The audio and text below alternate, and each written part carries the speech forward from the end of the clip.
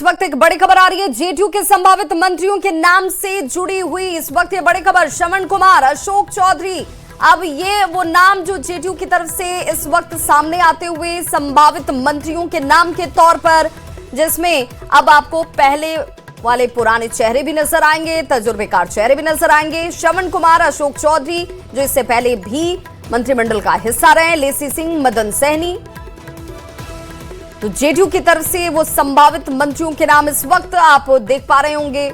और इन नामों में श्रवण कुमार, और देखिए बड़ी जानकारी अपने दर्शकों को देते चले, ये वो नाम है जिन्हें कल मंत्री पद की शपथ लेनी है। ये जेडीयू के मंत्रियों के नाम इस वक्त आप देख रहे हैं न्यूज 18 बिहार झारखंड पर। और सबसे पहले हम आपको इन नामों से अवगत करा रहे हैं। लेसी सिंह, मदन सहनी कल ये आपको मंच पर नजर आएंगे जेडीयू की तरफ से शपथ लेते हुए मंत्री के तौर पर। जमा खां, सुनील कुमार, शीला मंडल, रत्नेश सदा, तो ये वो तमाम नाम हैं जो जेडीयू की तरफ से फाइनल हैं, जो कल मंत्री पद की शपथ लेने वाले हैं पटना के ऐतिहासिक गांधी मैदान में, जहां पर भव्य तैयारी की गई है कल के इस आयोजन के लिए, जिसमें लेसी सिंह, मदन सहनी, लगातार बीजेपी की तरफ से कौन कौन से नाम होंगे, जेडीयू की तरफ से कौन से नाम होंगे जो मंत्री पद की शपथ लेने वाले हैं, वो हम आपको इस वक्त टीवी स्क्रीन पर दिखा रहे हैं। शीला मंडल, रत्नेश सदा, ये वो नाम है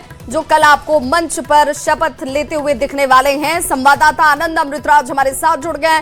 आनंद, हम सबसे पहले जेडीयू के वो मंत्रियों के नाम इस वक्त अपने दर्शकों तक पहुंचा रहे हैं, जिसमें पूरा कॉम्बिनेशन है, नया महिला प्रतिनिधित्व भी, पुराने चेहरे भी, तजुर्बेकार भी। बिल्कुल बिल्कुल, देखिए इस पूरे लिस्ट में जो सबसे महत्वपूर्ण बात है कि निशांत कुमार सम्राट चौधरी के मंत्रिमंडल में शामिल हो रहे हैं, ये सबसे बड़ी खबर है और इसकी पुष्टि भी होगी। और मैं आपको बताऊं कि निशांत कुमार को मनाने में केंद्रीय मंत्री ललन सिंह और जेडीयू के राष्ट्रीय कार्यकारी अध्यक्ष संजय झा की महत्वपूर्ण भूमिका रही। दोनों नेता सुबह में पहुंचे थे और आपको याद होगा कि जब निशांत कुमार राजनीति में नहीं आना चाह रहे थे, उस वक्त भी केंद्रीय मंत्री ललन सिंह पहुंचे थे और उन्होंने उन्हें मनाया था। उसके बाद वो माने थे और आज भी जब दो जेडीयू के बड़े नेता पहुंचे और उन्होंने बनाया, उसके बाद निशांत कुमार मंत्री बनने को तैयार हो गए। तो ये तो निशांत कुमार की बात हुई। नए चेहरे में दामोदर रावत जो बांका की तरफ से आते हैं, वो नए चेहरे के तौर पर अति पिछड़ा समाज से आते हैं, उन्हें मंत्रिमंडल में जगह मिल रहा है। भगवान सिंह कुशवाहा जो कुशवाहा समाज से आते हैं और पूर्व मंत्री भी रह चुके हैं, उन्हें मंत्रिमंडल में नए मंत्री के रूप में जगह मिल रही है। बूलो मंडल जो भागलपुर के इलाके से आते हैं, उन्हें मंत्रिमंडल में जगह मिला है। ये 3 नए चेहरे हैं जो इस बार शामिल होंगे और अगर निशांत कुमार को मिला दे तो 4 नए चेहरों को मौका मिला है।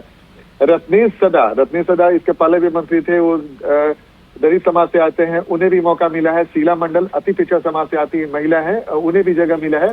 सुनील कुमार भी दलित समाज से आते हैं, उन्हें भी जगह मिला, इसके पहले भी वो मंत्री थे।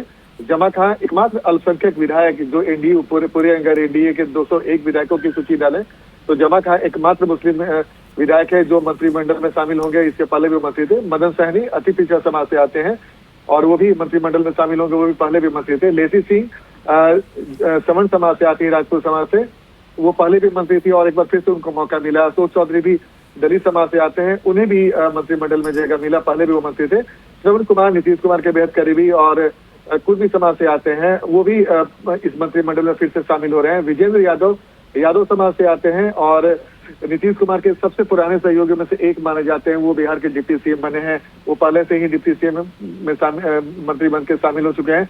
विजय चौधरी जो सवर्ण समाज से आते हैं, भूमिया समाज से, वो विजय चौधरी बिहार के डिप्टी सीएम जेडीयू की तरफ से बने हुए हैं। तो ये 14 लोगों का नाम फाइनल हो चुका है जो सम्राट चौधरी के मंत्रिमंडल में शामिल। बिल्कुल आनंद, दामोदर रावत का जिक्र आपने किया जो इस बार इस मंत्रिमंडल का हिस्सा बनने जा रहे हैं। इस कैलकुलेशन को समझना चाहेंगे क्योंकि यहाँ पर चर्चा हो रही है कि 11 ही ऐसे मंत्री होंगे जो जेडीयू की तरफ से शपथ लेने वाले हैं। नहीं, देखिए जेडीयू के कोटे में 16 सीट मिला है, तो यानी कि अगर इस 14 सीटों को देख ले, 14 उम्मीदवार जो मंत्री बनेंगे, जिसमें से 2 ऑलरेडी बन चुके हैं, विजय चौधरी और विजेंद्र यादव, उसके अलावा 12 लोगों को और मौका मिला है, यानी कि टोटल मिलाए तो जेडीयू की संख्या 14 तक जाती है और 16 मंत्रियों की सीट मिली है जेडीयू को, यानी कि 2 सीट खाली रखा जाएगा और आने वाले परिस्थितियों को देखते दामोदर रावत को लेकर ये चयन के पीछे क्या कैलकुलेशन दिखता है आनंद? देखिए, अगर इस पूरे मंत्रिमंडल की सूची में डालें तो बिहार में लौकुश के अलावा जेडीयू का मजबूत आधार अति पिछड़ा समाज रहा है। तो दामोदर रावत भी अति पिछड़ा समाज से आते हैं और एक मजबूत नेता माने जाते हैं। तो अति पिछड़ा कोटा को अगर देखें तो दामोदर रावत 1, बुलो मंडल 2, शीला मंडल 3 और मदन सहनी 4, यानी कि इस मंत्रिमंडल में सबसे ज्यादा प्रतिनिधित्व अगर किसी को मिला है तो वो है अति पिछड़ा समाज। और जैसा कि आपने दामोदर रावत के बारे में पूछा, दामोदर रावत की छवि बहुत अच्छी मानी जाती है, शांत स्वभाव के नेता माने जाते हैं और इससे पहले भी वो मंत्री रह चुके हैं, नीतीश सरकार में पहले भी मंत्री रह चुके हैं। एक बार फिर से उनको मौका मिला है। तो अगर आनंद, एक बात तो तय है कि जो भी नाम तय हुए हैं, जिन नामों को न्यूज 18 बिहार झारखंड इस वक्त अपने दर्शकों तक सबसे पहले पहुंचा रहा है, ये वही नाम है जिन पर नीतीश कुमार की तरफ से मोहर लगाई गई है। नीतीश कुमार के मोहर, देखिए आज मैं सुबह का घटनाक्रम बताऊं विभा। सुबह में जेडीयू के 2 बड़े नेता ललन सिंह और संजय झा दिल्ली से पटना आते हैं। उसके बाद विजय चौधरी जो जेडीयू के तीसरे सबसे महत्वपूर्ण नेता है, वो तीनों सबसे पहले सांसद कोरिडोर रोड पहुंचते हैं। नीतीश कुमार से उनकी लगभग आधा घंटे मुलाकात होती है।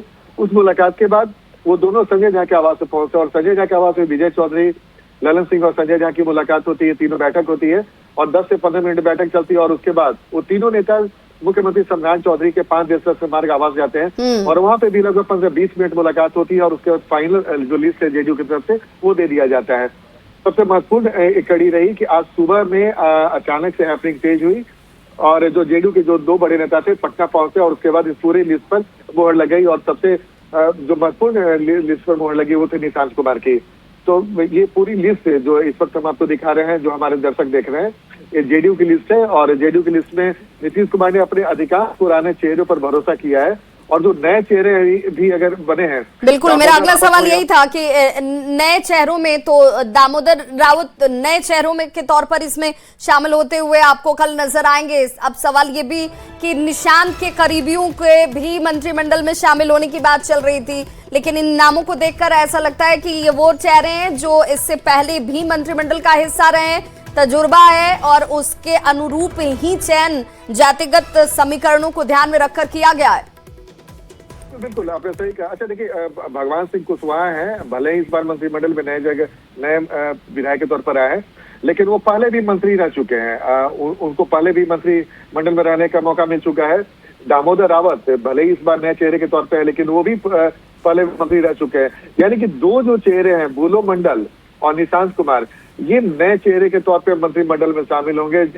निशांत कुमार के लिए पहला मौका होगा, इन्हें पास कोई अनुभव नहीं है, लेकिन नए चेहरे के तौर पे निशांत कुमार राजनीति में कदम रखने वाले थे और आखिरकार इस पर मुहर लगी और निशांत कुमार सम्राट चौधरी। बिल्कुल, और कल का दिन अपने आप में बेहद महत्वपूर्ण होगा आनंद अमृतराज, क्योंकि यहाँ पर जेडीयू के लिहाज से भी बड़ा मौका, क्योंकि निशांत की एंट्री बतौर मंत्री आपको कल होती हुई नजर आएगी और नए चेहरे कौन कौन से शामिल हो रहे हैं, किस समीकरण के आधार पर नामों का चयन हुआ है, तमाम जानकारी हम अपने दर्शकों तक पहुंचा रहे हैं। फिलहाल एक छोटा